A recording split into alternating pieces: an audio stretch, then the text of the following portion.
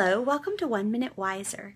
This is Christy Bridges, and you're here because you want to live wisely and connect with God.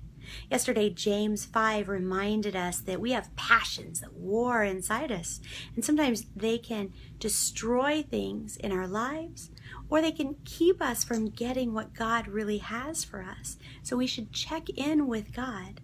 But we also need to learn to recognize the difference between God's leading and the leading of those desires, or the leading of other feelings like guilt or sadness, desperation. So in 1 Kings 17, there was a famine going on, drought in Israel, and Elijah ran into this widow and he said, "Hey, would you bring me a drink of water and some bread?" She said, "Tell you the truth, we've got this much flour and this much oil, and they're for me and my kid. I'm going to cook us our last dinner, and I guess we're going to die."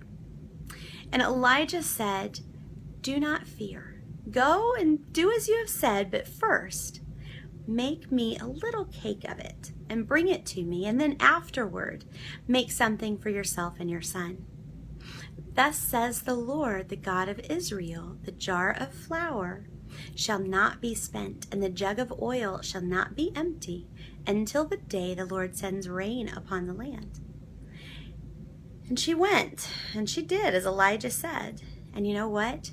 They had food during the whole drought. The jar of oil didn't run out. The jar of flour didn't run out. So today, give yourself a little practice. Say, "Lord, show me what you're doing around me. Show me how you want me to be a part of it." And then when you hear or feel God leading you, when God brings you an opportunity, follow that, test it out, get used to telling what's the difference between you and God talking.